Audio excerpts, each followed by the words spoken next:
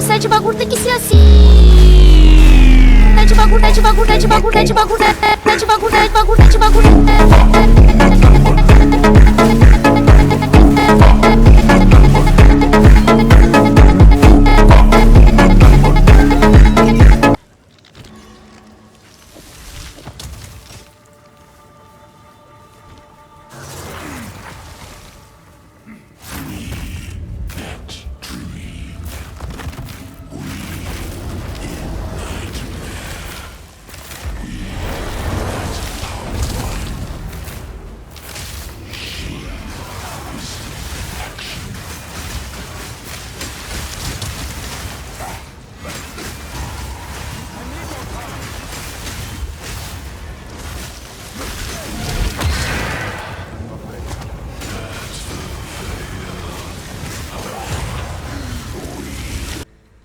Hey guys, I'm just gonna do a quick rundown and overview of the build, which I call Spear Cleave build, because we are scaling AoE with the Rake to make it look like a cleave skill from PoE 1, or similar to that, but it's kind of better since it does dash to the enemy, which makes clearing maps a lot smoother.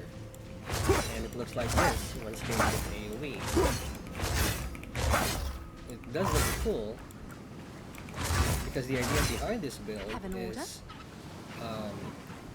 because I wish I could use some hack and slash skills, but swords and axes are not yet in the game. So, but I remembered that spears are in the game, and they do have skills that can resemble some slashing and dashing and some sword action, and that's where I came to this idea to make Rake look like a skill.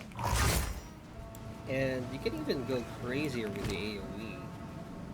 Oh, actually I'm wearing it, so this one. It has 30% AoE air of effect, Darkness Enthroned, Fine Belt. I usually don't use this since my AoE is sufficient enough, but just for fun and for demonstration, I did wear this, but I'm usually using this belt. Just an Ingenuity belt to add more damage from the rings. And as you can see, it has a large AoE. Even Primal Strikes look like some sword stabbing and slashing. With this one, it does have another cleave effect. So I'm using the Rake to clear the map, just dashing around, and Primal Strike to take down the rings, and they don't die with the Rake. So yeah, that's pretty much the idea behind the build. So let me just go through the skills really quick. We have Herald of Ice. This one is utilizing the armor explosion tech with Lyric Smelting to break more armor. Armor break 3 and magnified area 1. So I do have a companion for this one. It's just the haste aura. I turned it off because it's really annoying. It makes this really weird noise, and it's really loud. But it's usually turned off when mapping. So yeah, for Herald of Thunder, by the way, this is a Herald Bomber build, since we are using the Coming Calamity breastplate. But if you're wondering, Herald of Thunder does not have any gems on it because I'm not using this one. I am using a different Herald of Thunder, which I'm utilizing Spirit for, just because I do have an MTX for this that makes the Herald of Thunder red and makes the weapon glow red. As you can see, it has a red kind of aura in it. That's not a weapon effect. That's just the Herald of Thunder skin. This one. Normally it's blue. The aura is blue, but for this one it's red. So I'm using that because I like to have some red lightning effects on while mapping. So I'm using Overreach, lightning attunement, lightning mastery, elemental armament 2, and long shot. Alright, let's go back up. So for Herald of Thunder, for Herald of Ash rather, I just use Magnified Area 2 and Fire Mastery. Okay, so for our main clearing ability, which is Rake, we're using Defy 2, so we don't have any mana issues. And this is also damage since our attack skills. Attack skill damage is lucky. Elemental Armament 2, Ancestral Call 2. This one is really important since it does help with scaling the AoE. Since Rake by itself does not have a lot of AoE on it, and it doesn't really. The Rake by itself doesn't do a lot of damage. It just helps. I think it's just a primer for some old for the usual Rake builds. They just use it as a primer for bleed to prime the enemy for bleeds. It has a 100% chance to bleed, but for this one, we are the aim of this build is to try and clear the map with just brute force the map clear with just Rakes and scaling it with a lot of elemental and physical damage, which I managed to push it up to 40k. Actually, if I equip the Ingenuity belt, it's going up to 44k on the tooltip, which is pretty much enough when mapping. Usually some beefy rares actually survive, but it's really easy to just pop them off by using strikes. So yeah. Anyway, so we have Embid Her. This one is also very important since we are converting all of our extra damage to just cold damage, so we can proc Herald of Ice and Magnified Area 1. And okay, next one is we have Primal Strikes. This is our single target. We have Defy 2 again, Close Combat, Elemental Armament 2, Lightning Mastery, and Elemental Focus.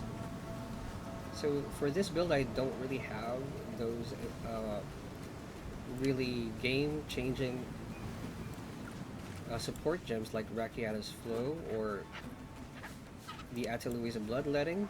This is just a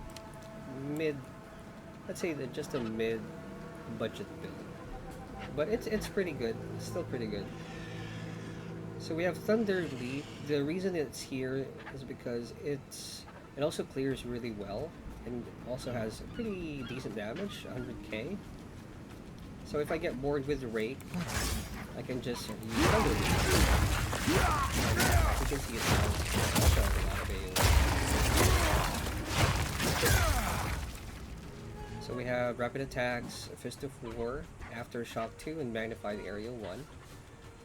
Elemental Sundering, this skill is really fun since it detonates the dead or even the living mobs, really, as long as they are inflicted with ailments, and it just explodes them for so much damage. So this will greatly help. I barely use it though. Usually it's just kind of easier to just spam with Rake, but I do use it from time to time.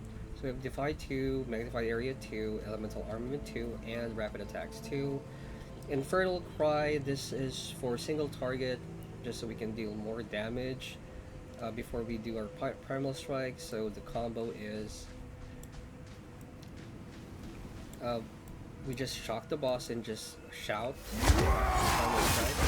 That's it. We have Life Tap, Tireless, Raging Cry, and Cooldown Recovery. Life Tap here is very important since we usually don't have mana. The mana pool is really small, so it's really important that we don't have any downtime. So we just put it on Life Tap, so we can cast the skill even without mana. Wind Dancer, I only slotted in Life Leech here and Magnified Area 2. This helps this helps greatly with survivability. Life Leech is really important since I do get especially if you get hit. You just life leech what. The AoE for Wind Dancer is really big, and you usually just leech life whenever you get hit and when it procs. So the next one is Stormlands. This is just seldom used. So I just usually use it for rituals and for bossing. For bossing I just throw a couple before the fight starts. And then just go around the boss and use the Primal Strike, Infernal Tide combo. So we have Defy to prolong duration to make it last longer, multi-shot 2 so we can fire like 3 lances at once, and Shock to make it shock faster, and Overcharge for the magnitude of shock. And that's it. So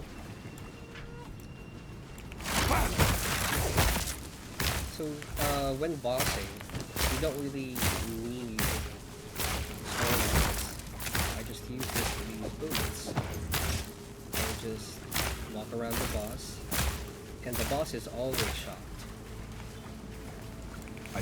This is way better for Primal Strike time,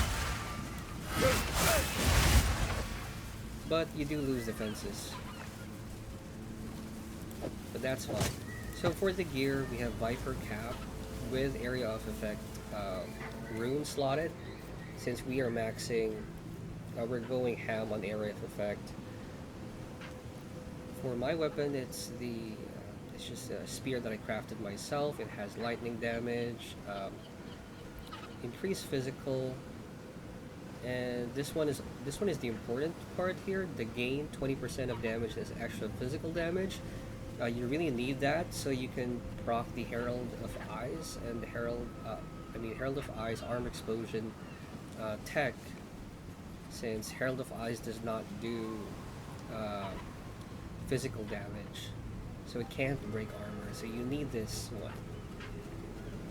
And yeah, that's pretty much the most important one here. And also a level of attack skills and some attack speed. For gloves, you really need melee skills. And I do have some flat damage on my gloves. And for this one, what you need on your amulet is also the level of all melee skills. And my rings are just all damage, flat damage, so I can amplify them with the belt. Ingenuity, 30% increased bonuses. And for boots, just armor and resistance. And for some runes, I got some life, and yeah, it's pretty much all life. Since the biggest issue with this build is not having a really large life pool. 3k is okay, but ideally you need to reach around 4k so you can tank some hits from the boss. So yeah, anyway, if going to the passive tree, I'm sorry, I think I missed the breastplate. This one is the Herald. This one you get Heralds for free and max life and all resistances. And this one is really crucial for the build, since we are anointing the coming calamity from the passive 3, which is this one. You have 40% increased cold, fire, and lightning damage if you have all the heralds active. And that's a huge damage boost. Okay, so this one is not actually anointed on my amulet. I do have a Megalomaniac for this, I believe. It's right here. Oh, yeah. So it's right here. It allocates Becoming Calamity, and this one, I got really lucky, since this one does give you a lot of block chance for free. So, but you do get 5% damage from the blocked hit, which is fine. It's not that large. And in return, I only needed to spend like two block chance nodes just to get to almost it's basically max block since I only need lack 1%. So that's pretty much all the investment I needed to increase to get to close to block cap. Alright. How am I also, where am I getting the rest of the block chance then? From this one. Favorable odds by doing the surrounded tech using Viper Cap. So this is the pretty much the tree. The green one is for a single target, and the red ones is just full AoE for mapping. And for the jewels, this one is damage with spears, elements of damage, and increase effect of small passive skills in radius. Yeah. As for the ascendancy, Titan is very important. Is for Viper Cap, for scaling Viper Cap, surrounded tech. So a lot of small passives here with so much, with 50% increased effect rather. Alright, so I think that's pretty much it. I think I missed one jewel. That would be... Oh, I missed two. So the other one would be from nothing that can allocate in radius of Dance with Death, which is right here. So we get access to some spear nodes here, which is really juicy. And we also don't need to pass all the way here just to get acceleration, which is really nice. So yeah, normally if you don't have glancing hits anointed, you would need more block chance nodes from here, either here or here. So it really saves a lot of nodes and just put it on. I just put it on damage instead. So yeah, the last one would be, yeah, the Heart of the Well. This one has recover maximum life on kill, so I don't really need cannibalism slotted on any of my skills. And rage and melee hit, and some damage from lightning damage. Alright, I think that wraps it up. Yep. So yeah, thank you for watching the video. See you on the next one.